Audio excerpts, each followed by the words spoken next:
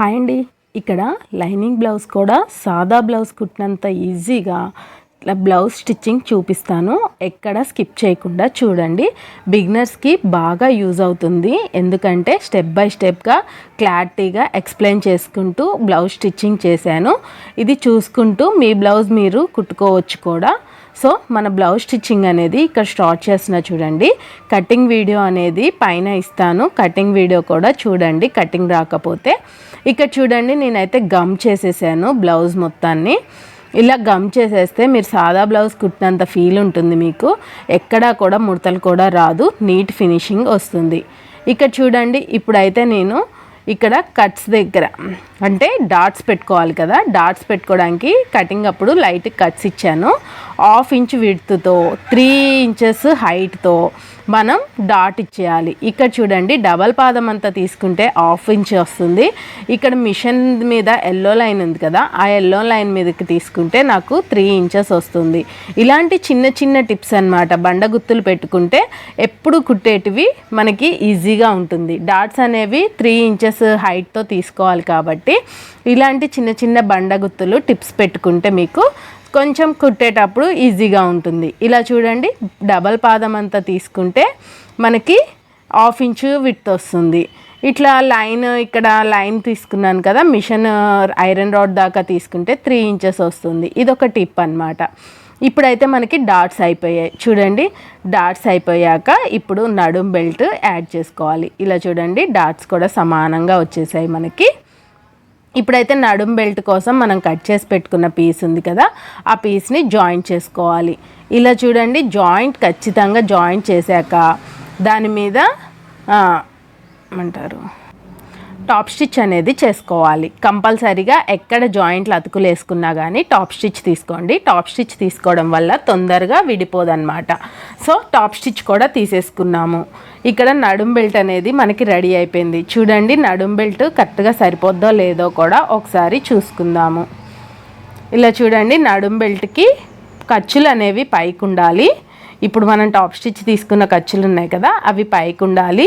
Chorus అనేది బ్లౌజ్కి వెళ్ళి ఉండాలి. ఇట్లా కటింగ్ పీస్ ఉంటుంది కదా, కటింగ్ పీస్ అనేది మిషన్కి వెళ్ళి ఉండాలి. ఇలా చూడండి హోల్డింగ్ చేసేస్తాం కాబట్టి కటింగ్ పీసెస్ అనేది అతుకులోకి వెళ్ళిపోవాలి, కుట్టులోకి అన్నమాట. కోరస్ అనేది బ్లౌజ్కి వెళ్ళి ఉండాలి. ఇలా చూడండి పాదం మందం ఖర్చుతో ఇప్పుడు కుట్టేసుకోవాలి. ఇలాగా ఇట్లా నడుము అతికేసుకునేటప్పుడు పాదం మందం ఖర్చుతో కుట్టేసుకుంటే సరిపోతుంది. కోరస్ లైన్ ఉన్నది కట్ చేసుకుంటే మనకి ఒక స్టిచ్చింగ్ అనేది తగ్గుతుంది, అంతే ఏమి ఉండదు. మీకు కోరస్ లైన్లో కనుక రాకపోతే కనుక పైన కూడా ఒక స్టిచ్ చేసుకోవాలి. మడత పెట్టి కుట్టుకొని మళ్ళీ ఇప్పుడు జాయింట్ చేసుకోవాలన్నమాట. ఇప్పుడైతే మనకు కోరస్ లైన్ వచ్చింది కాబట్టి నేను మడత పెట్టి కుట్టలేదు. ఇలా చూడండి ఏది అతికేసినా కానీ టాప్ స్టిచ్ చేసుకుంటే మనకి గట్టిగా ఉంటుంది బ్లౌజ్ అనేది. ఇప్పుడు చూడండి నడుం కూడా నేను టాప్ స్టిచ్ చేస్తున్నాను. ఆల్రెడీ కుట్టేసిన దానికి టాప్ స్టిచ్ చేస్తున్నాను. ఇలా టాప్ స్టిచ్ చేసుకుంటే హోల్డింగ్ కూడా నీట్గా వస్తుంది. అక్కడ మనకి నడుం దగ్గర ఎత్తేసినట్టు కూడా ఉండదు, అంటే పైకి లేచినట్టు కూడా ఉండదు అన్నమాట. ఓకేనా ఫ్రెండ్స్, ఇప్పుడైతే మనకి నడుం జాయింటింగ్ అయిపోయింది. ఇలా హోల్డ్ చేసేసుకొని 5వ నెంబర్ కుట్టు మీద పెట్టుకొని కంపల్సరీ గుర్తు పెట్టుకోండి, లూజ్ కుట్టు పెట్టేసేసుకొని ఒక స్టిచ్ ఇచ్చేసుకోండి. తర్వాత చేతి పని చేసుకోవడానికి ఈజీగా ఉంటుంది. బిగినర్స్ అయితే ఖచ్చితంగా ఇలా స్టిచ్ చేసుకోండి. కొంచెం సీనియర్స్ అయితే అలా హోల్డ్ చేసేసి జాయిన్ చేసేస్తారు. మనకైతే బిగినర్స్కి ఇలా చేసుకోవడమే చాలా బెస్ట్ అన్నమాట. నేను ఇప్పటికీ అలానే చేస్తూ ఉంటాను. ఇప్పుడు చూడండి మనకి బ్యాక్ పార్ట్ అనేది కటింగ్ అయిపోయింది. ఇప్పుడు ఫ్రంట్ పార్ట్ డాట్స్ అనేది జాయిన్ చేద్దాం. చూడండి ఫ్రంట్ పార్ట్ ఎప్పుడు కుట్టే ముందు ఖచ్చితంగా ఒకదానికొకటి ఎదురు బొదురు పెట్టుకొని చూడండి కరెక్ట్గా ఉందా లేదా. అతుకు వేసేటప్పుడు అంటే జాయిన్ చేసేటప్పుడు కూడా లైనింగ్ మెయిన్ క్లాత్ జాయిన్ చేసేటప్పుడు కూడా 1కి 2 సార్లు చూసుకోండి. ఎదురు బొదురు వేసుకొని కరెక్ట్గా ఇచ్చామా లేదా అని చూడండి. ఇలా చూడండి మెయిన్ డాట్ కుట్టగానే ఎంత పర్ఫెక్ట్గా వచ్చేసిందో మనకి. 3 ఇంచెస్ హైట్తో మనం మార్క్ చేసుకున్న విధంగా కుట్టేసుకోవాలి. కరెక్ట్గా కోన్ షేప్ వస్తే కనుక మనకి మెయిన్ డాట్ అనేది పర్ఫెక్ట్గా బాగుంటుంది. ఇప్పుడు ఉక్స్ పట్టి కాజా పెట్టికెళ్ళి డాట్ కుట్టేశాను. ఇటు చంక డాట్ అన్నమాట. ఇది చంక డాట్ కూడా ఒక పాదం మందం ఖర్చుతో పెట్టుకొని కుట్టేసుకుంటే సరిపోతుంది. చూసారు కదా మనకి ఫ్రంట్ పార్ట్ డాట్స్ అనేది అయిపోయింది. చూసారు కదా ఎంత పర్ఫెక్ట్గా వచ్చిందో. మళ్ళీ చెప్తా చూడండి. మెయిన్ డాట్ వచ్చేసి కోన్ షేప్లో పర్ఫెక్ట్గా రావాలి. ఆల్రెడీ మనం మార్క్ చేసుకున్న విధంగా కుట్టేసుకోవాలి. మార్కింగ్ అనేది మీకు పర్ఫెక్ట్గా ఎలా రావాలో మన కటింగ్ వీడియోలో ఉంది, చూడండి. ఉక్స్ పట్టి కాజా పట్టికి వెళ్ళి ఒక పాదం మందం ఖర్చు పెడితే సరిపోతుంది. చంకకెళ్ళి కూడా ఒక పాదం మందం ఖర్చు పెడితే సరిపోతుంది. కరెక్ట్గా డాట్స్ ఎక్కడ దాకా రావాలి అనేది మన కటింగ్ వీడియోలో ఉంటుంది, చూడండి, ఖచ్చితంగా చూడండి. చూసారు కదా, ఫ్రంట్ పార్ట్ కూడా అయిపోయింది మనకి. ఇప్పుడు షేప్ బెల్ట్ ఎలా కుట్టాలో చూపిస్తాను చూడండి. ఒకదాని మీద ఒకటి పెట్టుకోండి. లైనింగ్ పీస్ ఒకటి మనం పర్ఫెక్ట్గా కట్ చేసుకుంది ఉంటుంది. ఇంకా మెయిన్ పీస్ ఇంకొక లైనింగ్ పీస్ ఏమో అందాగా కట్ చేస్తాం కదా, ఆ రెండింటిని ఒకదాని మీద ఒకటి పెట్టేసేసి మధ్యలో మెయిన్గా కట్ చేసుకున్న క్లాత్ని పెట్టాలి. ఒకటేమో మనం నడుం సైడ్ నుంచి కుట్టడం స్టార్ట్ చేస్తే, ఒకటేమో ఉక్స్ పట్టి నుంచి స్టార్ట్ చేసుకుంటే మనకి అవి అటు అటు ఉల్టా పల్టా పడకుండా నీట్గా ఉంటుంది. ఇలా చూడండి. ఇప్పుడు ఓపెన్ చేశాక టాప్ స్టిచ్ ఇచ్చుకోవాలి. మనం ఇక్కడ ఏది కుట్టినా టాప్ స్టిచ్ అనేది కంపల్సరీ ఇచ్చుకోండి. ఇట్లా టాప్ స్టిచ్ అనేది మనం లైనింగ్ పీసెస్ మీద ఉండాలి, మెయిన్ క్లాత్ మీద పడకూడదు. మెయిన్ క్లాత్ మీద పడకుండా లైనింగ్ పీస్ మీద పడేటట్టు టాప్ స్టిచ్ ఇచ్చేసుకొని ఇలా చూడండి సగం నుంచి హోల్డ్ చేసుకుంటూ స్ట్రైట్గా తీసుకోవాలి. ఇలా సగం నుంచి స్ట్రైట్గా తీసుకుంటేనే మనకి ముడత రాదు.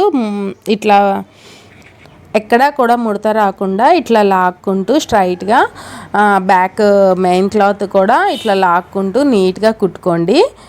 షేప్ బెల్ట్ అనేది ఉల్టా పల్టా పడకుండా ఉండాలంటే ఇదొక్కటే టిప్ అండి. ఉక్స్ పట్టి కాజా పట్టి నుంచి ఒకటి స్టార్ట్ చేస్తే నడుం పట్టి నుంచి ఒకటి స్టార్ట్ చేయాలి కటింగ్ అనేది. ఇప్పుడు చూడండి, మనం కరెక్ట్గా మెజర్మెంట్స్తో తీసుకున్న క్లాత్ పైకి వచ్చింది, అలా పైకి వచ్చేస్తుంది అనమాట. అందుకనే మిడిల్లో మెజర్మెంట్ క్లాత్ పెట్టుకోండి. ఆ క్లాత్ విధంగా మనం పర్ఫెక్ట్గా కట్ చేసేసుకుంటే సరిపోతుంది.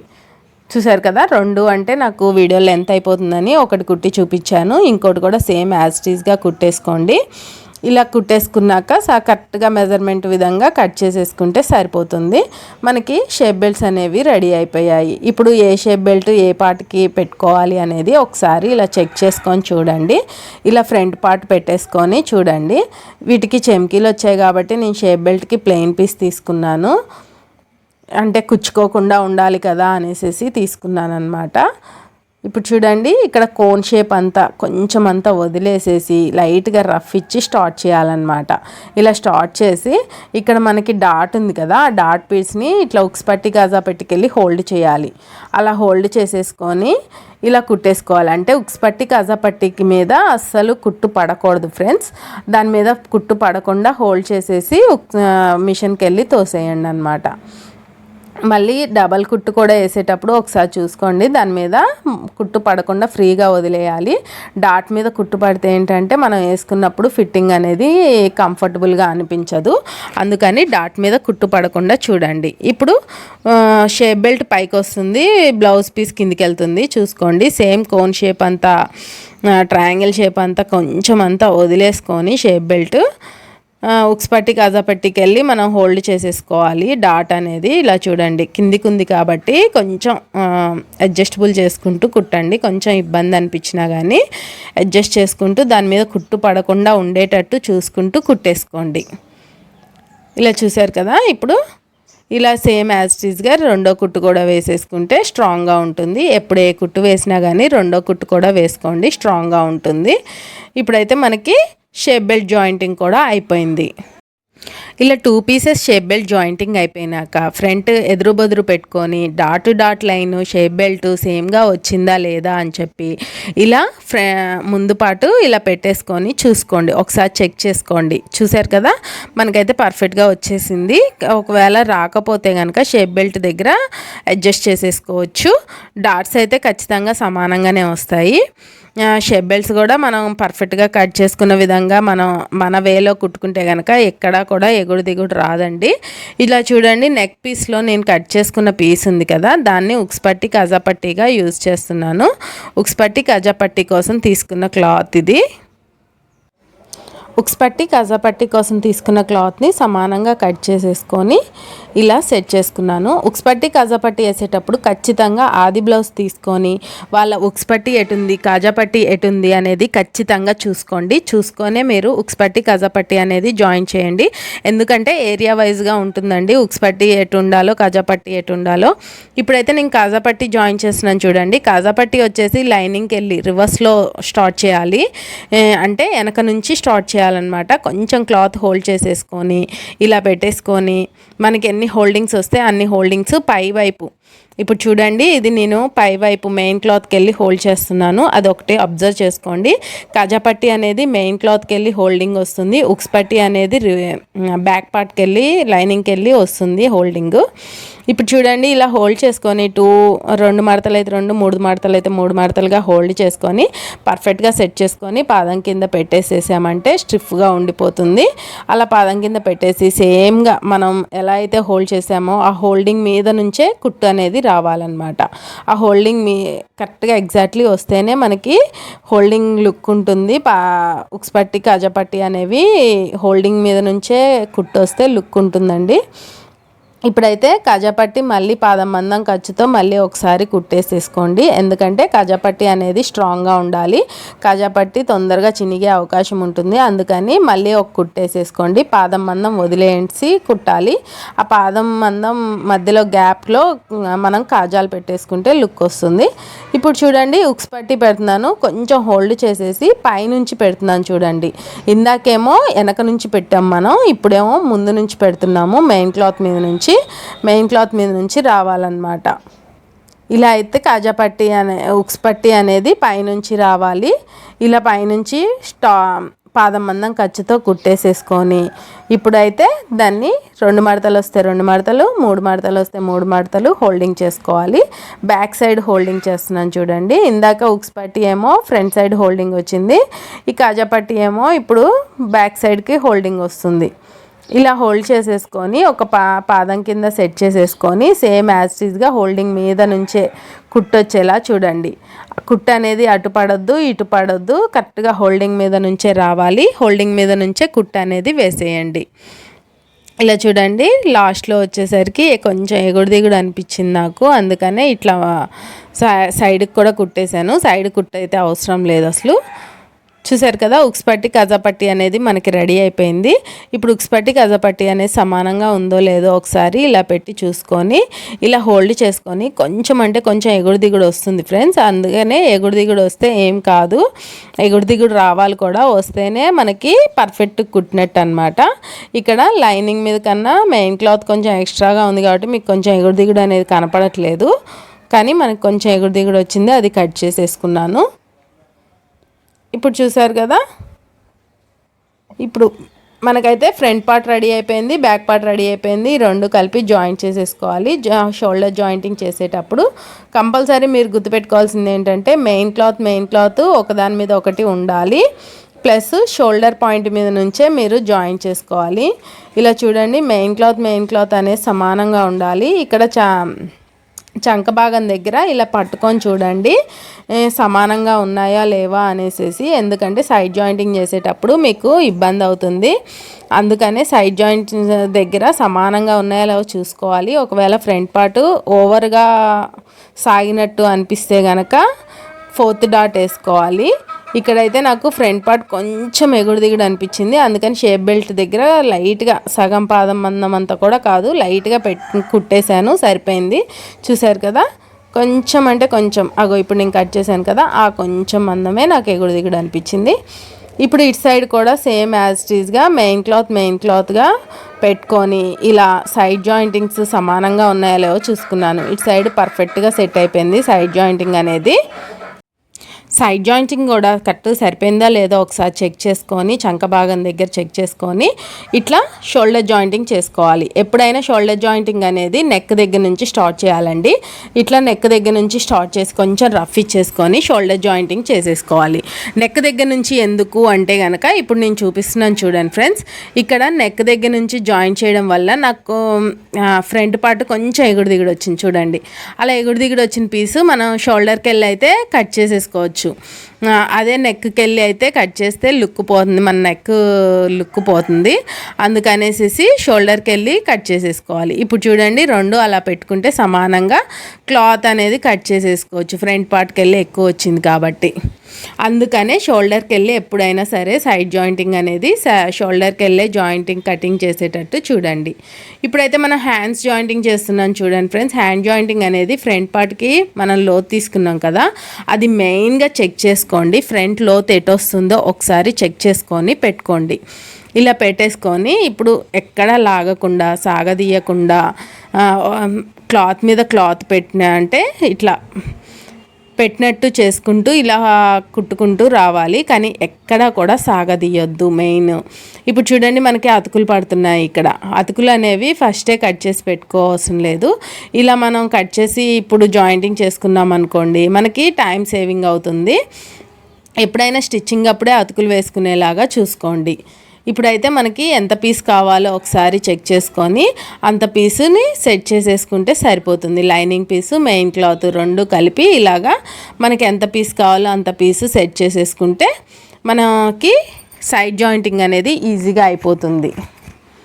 ఎక్కడ కూడా మనకి అంటే ఫస్టే కన్ఫ్యూజ్ అయిపోతారు. ఫస్టే కనుక కట్ చేసి పెట్టుకుంటే కనుక కన్ఫ్యూజ్ అయిపోతుంది. అందుకనే మనం సైడ్ జాయింటింగ్ చేసుకునేటప్పుడు హ్యాండ్స్ జాయిన్ చేసేటప్పుడు మనం పర్ఫెక్ట్గా సరిపోండి ముక్క తీసుకుంటే సరిపోతుంది. ఇప్పుడు చూడండి నేను ఇలా తీసుకున్నాను. పర్ఫెక్ట్గా సరిపోయే పీస్ తీసేసుకొని లైట్గా హోల్డ్ చేసేసి ఇట్లా జాయిన్ చేసుకోవాలన్నమాట. ఇప్పుడైతే లైనింగ్ పీస్ జాయిన్ చేస్తున్నాను చూడండి. అతుకు అనేది ఎలా వేయాలో చూపిస్తున్నాను చూడండి. హోల్డింగ్ లైనింగ్ పీస్ లైనింగ్కి వెళ్ళి మెయిన్ పీస్ మెయిన్కి వెళ్ళి పెట్టేసుకొని ఫస్ట్ అయితే జాయింట్ అంటే హోల్డ్ చేసుకోవాలి. లైట్గా కొంచెం అంతా హోల్డ్ చేసి పీసెస్ని అలా ప్లేస్ చేసేయాలన్నమాట. ఇప్పుడు చూడండి హ్యాండ్కి వెళ్ళి నుంచి నేను స్టార్ట్ చేస్తున్నాను. రఫ్ ఇచ్చేసాను లైట్గా, చంకకి వెళ్ళి ఎండింగ్ ఇస్తున్నాను చూడండి. అలా జాయింట్ చేసేసుకుంటే మీకు కుట్టేటప్పుడు జాయింట్లు చేసుకుంటేనే చాలా ఈజీగా ఉంటుంది. ఇప్పుడు చూడండి మళ్ళీ చంక దగ్గర నుంచి టాప్ స్టిచ్ ఇచ్చుకోవాలి. ఖచ్చితంగా టాప్ స్టిచ్ ఇచ్చుకుంటే హోల్డింగ్స్ అనేవి లోపలికి వెళ్ళిపోతాయి. మనకి ఎక్కడా కూడా గలీజ్గా లుక్ కూడా ఉండదు, నీట్ లుక్ వచ్చేస్తుంది అనమాట. ఇప్పుడైతే హ్యాండ్ జాయింటింగ్ చేసేసుకుందాం. ఇప్పుడు మీకు హ్యాండ్ జాయింటింగ్ అనేది అర్థమైంది అనుకుంటున్నాను ఫ్రెండ్స్. అతుకులు పడితే ఎలా చేసుకోవాలో కూడా ఇదొక టిప్ అనమాట. మీకు అతుకులు చూసారా, ఇప్పుడు నాకు చాలా పెద్ద అతుకు అనేది వచ్చింది, అయినా కానీ పర్ఫెక్ట్గా అతికేసేసాము. ఇప్పుడు చూసారా అతుకు అనేది ఎంత ఈజీగా వేసేసామో. కుట్టేటప్పుడు అతుకులకి తీసుకుంటే ఏంటంటే కటింగ్ అప్పుడు పీసెస్ మిగులుతాయో మిగలవో అని డౌట్ కూడా ఉంటుంది. అందుకని చెప్పేసి కుట్టేటప్పుడు తీసుకోండి. కుట్టేటప్పుడు మనకి పీసులు చాలా వేస్టేజ్ కనపడుతూ ఉంటాయి. ఆ వేస్టేజ్ పీసెస్లో కొంచెం 4 ముక్కలు పడతాయి అన్నమాట. అటు 2 అంటే ఆ చేతికి 2 ఈ చేతికి 2 4 ముక్కలు పడతాయి. కాబట్టి కుట్టేటప్పుడు తీసుకుంటే ఏంటంటే వేస్టేజ్ చూసుకొని తీసుకోవచ్చు. ఇప్పుడు చూడండి సెకండ్ సైడ్ కూడా నేను అతుకు వేస్తున్నాను. ఇప్పుడు సెకండ్ సైడ్ అతుక్కి మనకి ఎంత పీస్ కావాలో ఒకసారి చెక్ చేసుకొని దానంత పీస్ తీసేసుకొని ఇప్పుడు అతికేసేసుకుంటే సరిపోతుంది. ఇక్కడ చూడండి మన దగ్గర ఉన్న వేస్ట్ క్లాత్లలో క్లాత్ తీసేసుకొని మెయిన్ క్లాత్కి మెయిన్ సైడ్ పెట్టేసుకొని అతికేసేసుకోవాలన్నమాట. ఇలా చూడండి ఇక్కడ లైనింగ్ కన్నా మెయిన్ పీసు కొంచెం ఎగుడు దిగుడు వచ్చింది. అయినా సరే మనం కొంచెం కూడా కన్ఫ్యూజ్ అవ్వకుండా ఫస్ట్ మెయిన్ క్లాత్ని అతికేసేయండి, తర్వాత లైనింగ్ క్లాత్ అతికేసేయండి. అంతేకాని ఎక్కడా కూడా కన్ఫ్యూజ్ అవ్వద్దు ఫ్రెండ్స్. ఎక్కడా కూడా కొంచెం కన్ఫ్యూజ్ అయినా కానీ మనకి బ్రెయిన్ అక్కడ ఆగిపోతూ ఉంటుంది. అందుకని కన్ఫ్యూజ్ అవ్వకుండా మీరు క్లారిటీగా కుట్టగలం, ఓకే ఇది సెట్ అయిపోద్ది అన్నట్టు ముందుకు వెళ్ళిపోతూ ఉండండి. అంతేగాని స్టిచ్చింగ్లో మాత్రం కన్ఫ్యూజ్ అయితే మాత్రం మనం అక్కడ ఆగిపోవాల్సి వస్తుంది. ఖచ్చితంగా బిగినర్స్కి అయితే ఇదొక టాస్క్ లాగానే ఉంటుంది కన్ఫ్యూజన్ అవ్వడం. కాబట్టి కన్ఫ్యూజ్ అవ్వకుండా చూసుకోండి. నేను యూట్యూబ్ చూసి నేర్చుకున్నాను కదా, నాకు కూడా కన్ఫ్యూజ్ అనేది కామన్ అనమాట. అందుకనే నేను ఇప్పుడు ఏదైనా డూ ఆర్ డై లాగా డేర్గా చేసేస్తున్నాను, కానీ మనకి ఖచ్చితంగా సక్సెస్ అనేది వచ్చేస్తుంది. అందుకని మనం ఎక్కడా కూడా భయపడొద్దు, కన్ఫ్యూజ్ పడొద్దు. చూసారు కదా ఇప్పుడైతే అతుకులు ఇలాగా ఈజీగా వేసేసుకుంటున్నాను. ఇదివరకు అయితే నేను కటింగ్ చేసేటప్పుడే దీనికి ఇంత అతుకు పడిద్దా అంత అతుకు పడిద్దా అనేసి అందాగా కట్ చేసుకునేదాన్ని. టేప్ కొలతలు నేర్చుకొని అలా కట్ చేయడం వల్ల నాకు క్లాత్ అనేది సరిపోయేది కాదు. పెద్ద సైజు వాళ్ళవి వచ్చినప్పుడు అయితే అస్సలు సరిపోయేది కాదు ఫ్రెండ్స్. ఇప్పుడైతే నాకు ఇట్లా నేర్చుకున్నాక అప్పటికప్పుడు అతుకులు వేయడం వల్ల నాకు చాలా ఈజీగా అనిపిస్తుంది, వర్క్ కూడా బర్డెన్ తగ్గినట్టు అనిపిస్తుంది. అందుకనే నాకు అనుభవం అయినవన్నీ నేను ఎదుర్కొని ఏది ఈజీగా ఉందో అది మీకు చెప్పడానికి ట్రై చేస్తున్నాను. కాబట్టి మీకు కనుక ఇలాంటి చిన్న చిన్న టిప్స్ నచ్చినట్లయితే కనుక ఒక లైక్ ఇచ్చేయండి. ఇప్పుడు చూడండి, హ్యాండ్ జాయింటింగ్ అనేది అయిపోయింది. జాయింట్లు వేసేసుకున్నాక మళ్ళీ డబల్ స్టిచ్ చేసుకుంటూ వస్తున్నాను. డబల్ స్టిచ్ కూడా అయిపోయింది. మనకి హ్యాండ్ జాయింటింగ్ చేయడం అనేది అయిపోయింది. చూసారు కదా హ్యాండ్స్ అనేవి ఎంత పర్ఫెక్ట్గా వచ్చిందో. లాస్ట్కి సైడ్ జాయింట్లప్పుడు ఎగుడు దిగుళ్ళు ఏమన్నా ఉంటే కట్ చేసేసుకోవచ్చు, ఏం కాదు, అదేం ప్రాబ్లం అయితే కాదు. ఇప్పుడు సెకండ్ హ్యాండ్ జాయింటింగ్ కూడా చూపిస్తాను చూడండి.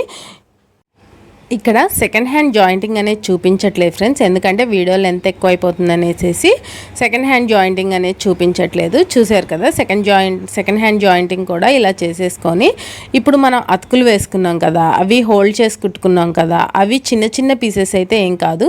ఇక్కడ నాకు పెద్ద పెద్ద పీసెస్ కాబట్టి వీటిని కూడా జాయింట్ చేసేసుకుంటున్నాను. నేను చాలా పెద్ద పీసెసే జాయింట్ పడ్డాయి నాకు, అందుకనేసి ఈ రెండింటిని ఇలాగా హోల్డింగ్లో సమానంగా పెట్టేసుకొని నేను ఇలా కుట్టేసేసుకుంటున్నాను అనమాట. 4 సైడ్స్ అలా కుట్టేసేసుకుంటున్నాను. అదే మీరు చిన్న అతుకులు అయితే అవసరం లేదండి, అవి లోపల ఖర్చులకు వెళ్ళిపోతాయి. ఇక్కడ నాకు పెద్ద పెద్ద పీసెస్ పడ్డాయి కాబట్టి నేను ఇట్లా హోల్డింగ్ చేసి కుట్టుకుంటున్నాను. అది కూడా మెయిన్ క్లాత్ లైనింగ్ క్లాత్ సమానంగా ఉండేలా చూసుకొని పెట్టేసుకొని కుట్టేసుకోండి. చూసారు కదా, ఈ అతుకుల దగ్గర మీరు చాలా ఇబ్బంది పడకుండా ఈజీ మెథడ్లో చెప్పాననేసి నేను అనుకుంటున్నాను. ఇప్పుడైతే మనకి హ్యాండ్స్ అనేది అయిపోయింది. హ్యాండ్స్ అయిపోయాక నెక్ వేయాలి కదా, నెక్ జాయింటింగ్ ఎలా చేయాలో చూపిస్తాను చూడండి ఫ్రెండ్స్. ఇక్కడ నెక్ కోసం మనం క్రాస్ పట్టీ లైన్స్, ఇక్కడ నేను చూడండి క్రాస్ పట్టీ లైన్స్ తీసుకున్నాను. ఆ క్రాస్ పట్టీ లైన్స్, ఈ క్రాస్ పట్టీ లైన్స్ అనేది ఒకదాని మీద ఒకటి వచ్చేలాగా, ఖర్చులన్నీ ఒకే సైడ్ వచ్చేలాగా చూసుకుంటూ కుట్టుకోవాలి. ఖర్చులన్నీ ఒకే సైడ్ ఎలా రావాలక్క అంటే కనుక ఇక్కడ చూడండి వీడియోలో ఇట్లా ఒక స్ట్రైట్గా ఒకటి కుట్టేసేసాం కదా, ఇప్పుడు స్ట్రైట్గా పెట్టుకుంటూ ఇలా తిప్పేసుకోవాలన్నమాట. క్లాత్ని అలా తిప్పేసేసి ఒకదాని మీద ఒకటి పెట్టుకుంటూ కుట్టేసుకున్నామంటే స్ట్రైట్గా వచ్చేస్తాయి. ఇప్పుడైతే మనం ఎగుడు దిగుడు ఉన్న క్లాత్ని దారాలు కట్ చేసేసుకున్నామంటే మనకి మెడపట్టి అనేది రెడీ అయిపోయినట్టే. ఇది మెడపట్టి మాత్రం ఖచ్చితంగా క్రాస్గా ఉండే పీసెసే తీసుకోండి ఫ్రెండ్స్. క్రాస్గా ఉండేటి అయితేనే మనకి సాగుడు గుణం ఉంటుంది, అందులో మనకి మెడకేయడానికి కూడా పర్ఫెక్ట్గా ఉంటుంది. ఇప్పుడైతే మెడపట్టి అనేది మనకి రెడీ అయిపోయింది. చూసారు కదా ఖర్చులన్నీ ఒక్కెళ్ళే వచ్చేసాయి. ఇప్పుడైతే బ్లౌజ్ పీస్ తీసుకొని మెడపట్టి సరిపోండి ఉందా లేదా, బిగినర్స్ అయితే ఖచ్చితంగా ఇలా చెక్ చేసుకోండి. ఓన్లీ సీనియర్స్ అయితే మళ్ళీ తర్వాత సరిపోండు లేకపోయినా ఇంకో క్లాత్ తీసుకొని అక్కడికక్కడ జాయిన్ చేసుకునే అంత ఉంటుంది. ఇప్పుడైతే బిగినర్స్ కోసం చెప్తున్నాను కాబట్టి ఇలా చూడండి, మిడిల్ దాకా తీసుకొని అది సరిసమానం చేసుకొని చూసుకున్నామంటే కట్టుకు సరిపోండి ఉందా లేదా తెలిసిపోతుంది. కట్టుకు సరిపోండి ఉంది నాకు ఇక్కడ. ఇప్పుడైతే చూడండి ఖర్చులన్నీ ఒక్కెళ్ళు ఉన్నాయి కదా, ఆ ఖర్చులు అనేవి పైకి రావాలి. ఇలా ఉక్స్ పట్టి కథా పట్టికెళ్ళి మీ చేతికి ఎటు వీలు ఉంటే అటు సైడ్ స్టార్ట్ చేయండి. ఎక్కడా లాగొద్దు. మనం ఇట్లా అరిచేయి ఉంది కదా, అరిచేతితో తిప్పుకుంటూ నీట్గా కుట్టుకుంటూ ఒక పాదం మందం ఖర్చుతో కుట్టుకుంటూ వెళ్ళిపోవాలి. అంతేగాని ఎక్కడా లాగొద్దు. మనం ఏమంటారు మెడపట్టి లాగొద్దు, ప్లస్ బ్లౌజ్ పీస్ కూడా లాగొద్దు. దాన్ని ఒకదాని మీద ఒకటి పెట్టి కుట్టినట్టుగా ఇలాగా కుట్టుకుంటూ వెళ్ళిపోవాలి. ఇక్కడ ఫ్రెండ్స్ అందరూ చిన్నగా కుట్టండి. మనం అంటే వీడియో స్పీడ్ చేసేసి చూపిస్తాం కాబట్టి అక్క వాళ్ళు చాలా స్పీడ్గా కుట్టేస్తున్నారు, నేను స్లోగా కుడుతున్నానే అనేసి అనుకోవద్దు. ఖచ్చితంగా యూట్యూబ్ టైలర్స్, యూట్యూబ్ చూసి నేర్చుకునే వాళ్ళు ఎవ్వరు కూడా అంత స్పీడ్గా కుట్టారండి. ఇదంతా ఎడిటింగ్ వల్ల స్పీడ్నెస్ వస్తుంది, కానీ టర్నింగ్స్ దగ్గర మాత్రం స్లోగా నిమ్మలంగా కుట్టుకోండి. ఇక్కడ చూడండి కాట్లు పెట్టేసుకోవాలన్నమాట. కుట్టడం అయిపోయాక కుట్టు అవతలకి వెళ్ళి పడకూడదు, మనకి ఖచ్చితంగా చెప్తున్నాను. కుట్టు అవతలకి వెళ్ళి పడకూడదు, కుట్టు మీద కూడా కట్ అవ్వకూడదు. కుట్టు మీద కట్టు కాకుండా కుట్టుకి అవతల సైడే కట్ అయ్యేలాగా కట్ చేసుకోండి. వెనక వేరే పీస్ పడే అవకాశం ఉంటుంది. 1కి 2 సార్లు చెక్ చేసుకుంటూ మీరు సాఫ్ట్గా అనుకొని మరీ కట్ చేసుకోండి. క్లాత్ కట్ అయితే మాత్రం చాలా ఇబ్బంది పడాలి. ఇప్పుడు ఎండింగ్ పాయింట్ అన్నమాట. ఇది చాలా అంటే బిగినర్స్కి చాలా పెద్ద టాస్క్ లాగా ఉంటుంది ఇది. కాబట్టి మీరైతే మెడపట్టి కటింగ్ దగ్గర జాగ్రత్తగా కట్ చేసుకోండి బిగినర్స్ అందరూ. ఇప్పుడు చూసారు కదా, రౌండ్ తిరిగే దగ్గర ఖచ్చితంగా కాట్లు ఖచ్చితంగా ఉండాలి.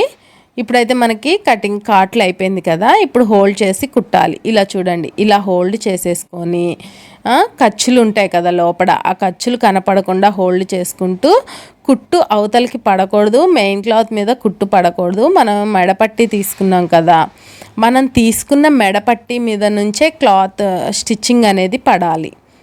ఇక్కడ చూస్తున్నారు కదా, నేను వీడియోలో చూపిస్తున్న విధంగా ఇలా అడ్జస్టబుల్ చేసుకుంటూ ఖర్చులు అనేవి ఆ క్లాత్ లోపలికి వెళ్ళిపోతూ ఖర్చుల్ని కవర్ చేసుకుంటూ మన మెడపట్టి అనేది కుట్టేయాలి. ఇక్కడ